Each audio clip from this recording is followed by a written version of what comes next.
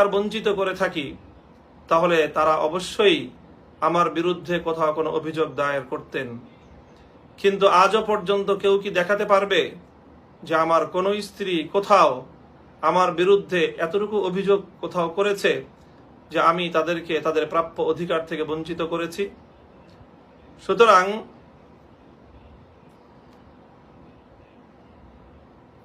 আমার স্ত্রীদের অধিকার নিয়ে, আমার স্ত্রীদের পারস্পরিক সম্পর্ক নিয়ে, তাদের সাথে আমার ব্যক্তিগত সম্পর্ক কি ধরনের হবে, কোন স্ত্রীর সাথে আমার সম্পর্কের পরিধি আমি কতটুকু পর্যন্ত জানাবো, কতটুকু পর্যন্ত জানাবো না, সেটি সম্পূর্ণ আমার ব্যক্তিগত এখতিয়ার।